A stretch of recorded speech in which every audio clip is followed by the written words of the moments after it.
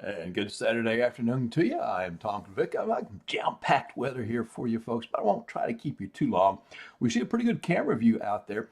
Just a few clouds. The moisture is limited right now, but it is returning from the Gulf of Mexico, and that moisture will strengthen later tonight and especially on Sunday, and as we move into Sunday night as well.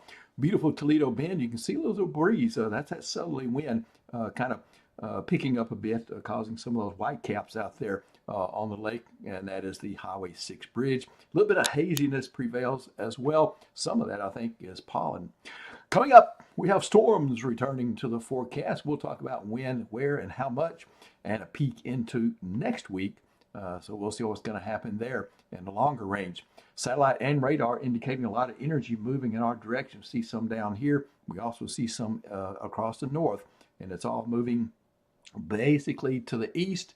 And of course, we've got some weather changes. And the first sign of that was a warmer night last night than the night before last, as we got off to a cold start Friday morning with probably at least half of the thermometers I checked Friday morning at freezing or below. We were in the 40s. For your Saturday morning for this morning. Futurecast with the wind streams. We see a system taking shape up here across the northern portion of the country right in there.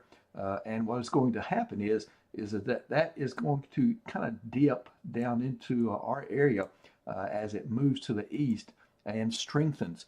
So here's that process. Notice what a big system this turns out to. Big storm system for the East Coast right there. You see that big dip growing out of that system we just looked at. And again, in that process, there'll be a moisture return from the Gulf of Mexico, a response, as I call it, and then that will bring in some instability. We have a surface front in the mix as well.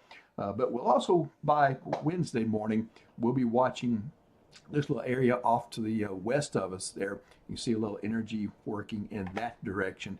So I'll put that into motion. And you can see it kind of coming through the plains right in this area right here. A little speed max kind of right in here.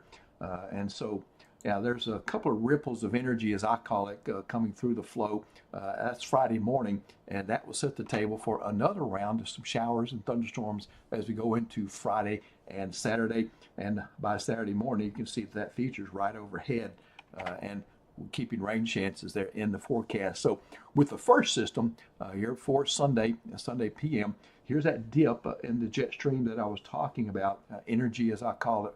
Again, you see the change in wind direction with that. That leads to acceleration of air in the atmosphere response to that. And one of the primary things that happens with this pattern, moisture jets up from the Gulf of Mexico on a low-level jet stream. And that brings instability, warmth, and moisture. And then if we have a surface boundary or dynamics, we get severe weather. And so this is going to outline south of this dip in the jet stream is where the prime target would be for severe local storms. Severe outlook from the Storm Prediction Center has a couple of levels, a level 1 and a level 2 from the Storm Prediction Center. So basically, everyone in Cenla has at least some risk of severe weather. And what I do, a marginal and slight risk, I combine that into a limited category. So all the threat is a limited event. Flooding and tornadoes very low, and wind and hail about the same, but still limited. I don't see any enhanced events with this. So more of a textual summary here. So severe weather from PM Sunday through AM Monday, early morning Monday. We've got to get the cold front through before the potential for severe weather completely dissipates. But I do think as we move into Sunday night and early Monday morning across southern parishes, as you saw in the storm prediction outlook, the potential will be less because we'll have nighttime cooling, and of course that front will probably undercut some of the convection. We will see mixed storm types, and there is some potential for supercell storms, and so that's one reason we're keeping a little bit of a tornado risk in. Again, there are your threat levels, 1 out of 5 and 2 out of 5. That is marginal and slight from the Storm Prediction Center. It kind of says the same thing to me, but I just call it limited. And your risk levels, wind and hail about 5 to 15%, tornado risk less than 2% or up to 2%, however you want to read that. And then that is the lowest risk. So monitor your weather sources. Nick and I will be available. He'll be on YouTube and his Facebook page, and I'll be on my Facebook page, and we'll be doing live cut-ins as necessary. Futurecast. Now, let me step you through how this might play out. Starting off with Sunday morning for church activities and church services. I don't think there'll be any problem. It could be a stray shower, so if you want to be really safe, you might can take a umbrella, but you probably won't need it. Rain chance to be pretty low. It'll increase in the activity there by the afternoon or early evening. Some thunderstorms probably starting to form there, and that pattern will kind of rock and roll a little bit. By the time we get into early Monday morning, say about 3 a.m., give or take a time frame, you see a little banded feature right here. This is with the cold front coming in out of the north, and this will carry a little bit of a severe weather risk into our southern parishes there during the very early hours on Monday. So that's going to be the event, and then by Monday evening, it's out of here. We're in for a couple of good days for the rest of Monday and into Tuesday. So your rainfall pattern through Monday morning, I think just about everyone I should put probably about near 100%. This is one of those situations where somebody could get left out, but I think it'd be very few. So near 100%.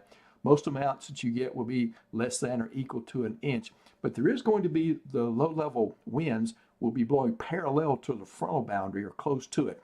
And so that could lead to a little training or repeat activity, meaning that you could get more than one thunderstorm out of this deal. And so if that happens, then there could be potential for as much as 1 to 3 inches of rain, but that would be most folks not getting that. It'd be a vast minority picking that up. So let's go into the 7-day forecast for Sunday. 60% during the day, goes up to 90% Sunday night, and then 30% Monday morning. And so that's kind of where I drew my 100% from. There's your severe weather outlook there. And then Tuesday's a pretty good day.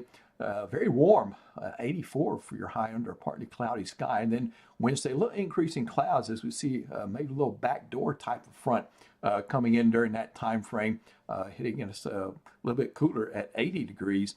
And then for Thursday, we'll go a little bit more sunshine, partly cloudy day, 53 and 79.